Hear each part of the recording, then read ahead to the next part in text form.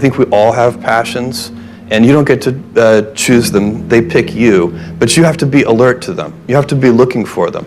And when you find your passion, it's a fantastic gift for you because it gives you direction, it gives you purpose. You can have a job, or you can have a career, or you can have a calling. And the best thing is to have a calling. And if you find your passion, you'll have that, and all your work won't feel like work to you. Many kids and many grown-ups do figure out over time what their passions are. And sometimes we let I don't think it's that hard. I think what happens though sometimes is that we let our intellectual selves overrule those passions. We know from our past experiences that big things start small. The biggest oak starts from an acorn, and you've got to recognize, if you want to do anything new, you've got to be willing to let that acorn grow into a little sapling and then finally into a small tree, and maybe one day it'll be a big business on its own. Basically, you can't skip steps. You have to put one foot in front of the other. Things take time. There are no shortcuts, and but you want to do those steps with passion and ferocity. Don't try to chase what is kind of the hot passion of the day. I think we actually saw this. I think you see it all over the place in many different contexts, but I think we saw it in the internet world quite a bit, where at the sort of peak of the sort of internet mania in say 1999, you found people who were very passionate about something. They kind of left that job and decided, I'm going to do something in the internet, because it's it was almost like the the 1849 gold rush in a way. I mean, you find that people, if you go back and study the history of the 1849 gold rush, you find that at that time everybody who was within shouting distance of California was they might have been a doctor, but they quit being a doctor and they started panning for gold, and that almost never works. And even if it does work, according to some metric, financial success or whatever it might be, I suspect it leaves you ultimately unsatisfied. So you really need to be very clear with yourself. And I think one of the best ways to do that is this notion of projecting yourself forward to age 80, looking back on your life and trying to make sure you've minimized the number of regrets you have. That works for career decisions. It works for family decisions. Do you want? I have a 14-month-old son, and it's very easy for me to, if I think about myself when I'm 80, I know I want to watch that little guy grow up. And so I don't want to be 80 and think, shoot, I missed that whole thing, and I don't have the kind of relationship with my son that I wished I had, and so on and so on. It's easy to have ideas.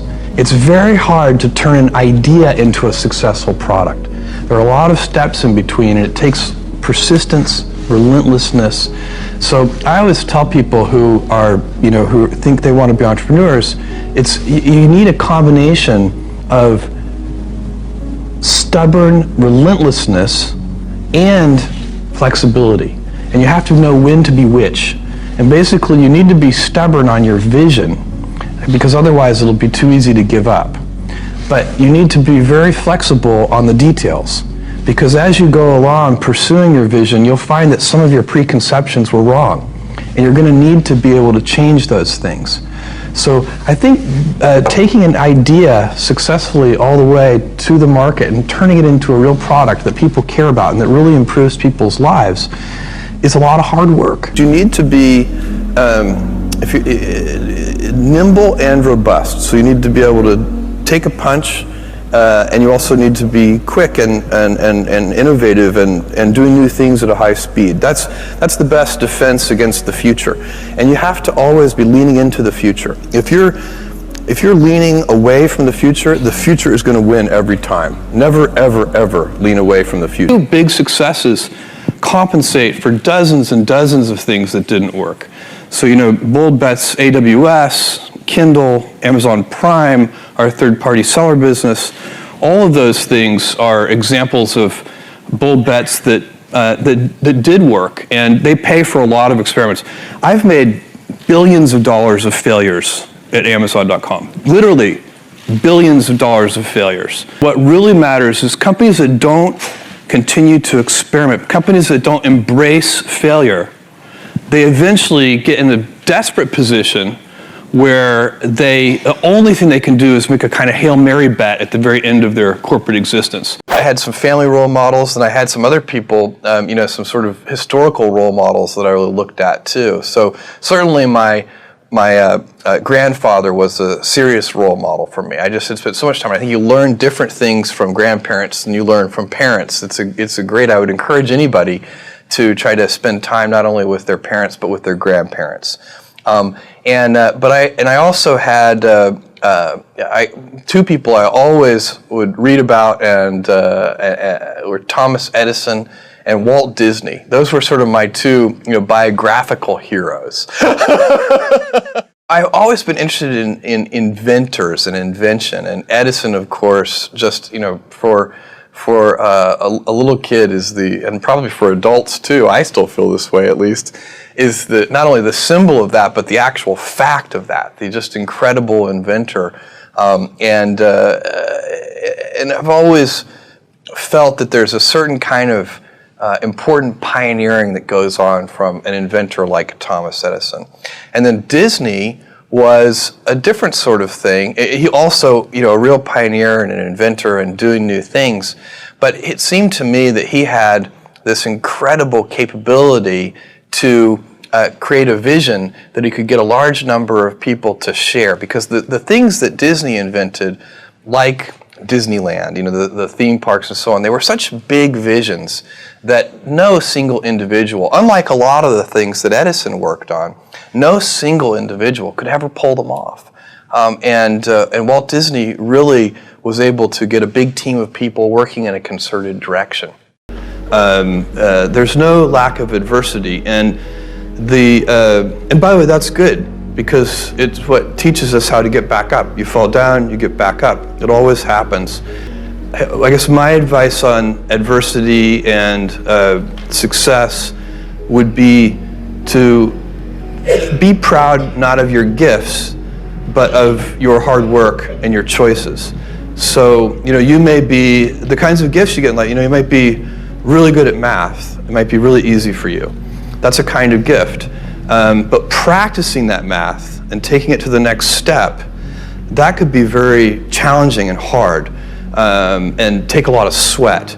That's a choice. You can't really be proud of your gifts because they were given to you. You can be grateful for them and thankful for them. But your choices, you choose to work hard. You choose to do hard things. Those are choices that you can be proud of.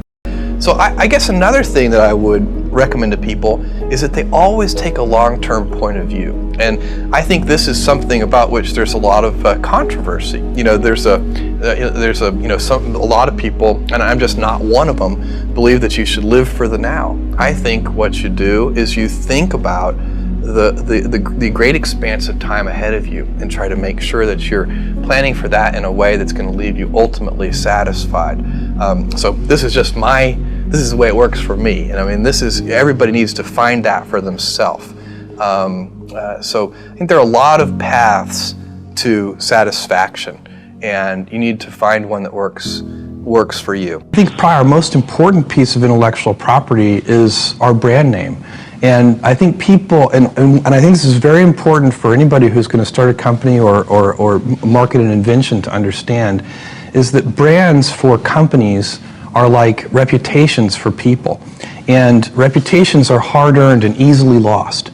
So the most important intellectual property that a company can have is, for us, it's Amazon. It's that name, but what it stands for. And we've worked very hard to earn trust. You can't ask for trust. You just have to do it the hard way, one step at a time. You make a promise and then fulfill the promise. You say, we'll deliver this to you tomorrow, and then you actually deliver it tomorrow. And if you do that over and over again, then ultimately you can instill your company's name with a reputation. And that's, I think, sometimes people talk about brands in this very amorphous way, but for me, I like to think of it as a person, and what is the reputation that that person has, and how have they earned that reputation? The reason customers have been receptive, in large part, to our new initiatives is because we have worked hard to earn trust with them. Earning trust with customers is a valuable business asset. And if you mistreat their data, they will know. They will figure it out. Customers are very smart. You should never underestimate customers. Learn enough so that you become a domain expert. But the danger is once you become a domain expert, you can be trapped by that knowledge. I think that is intentional. I think all of us have that inside of us, and we can all do it, but you have to be intentional about it. You have to say, yeah, I am going to become an expert, and I'm going to keep my beginner's mind. Almost everything that is going to change the world, solve a problem, improve something, these are usually big efforts, and they require, a team working together to really get something important done.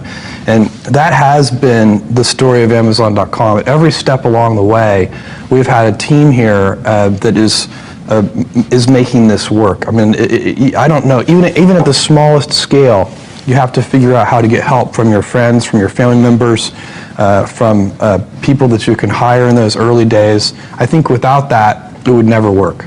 I always talk about work-life balance, except I like to use the phrase work-life harmony rather than balance, because to me, balance implies a strict trade, whereas I find that when I am happy at work, I come home more energized, I'm a better husband, a better dad, and when I'm happy at home, I come in and better boss and better colleague.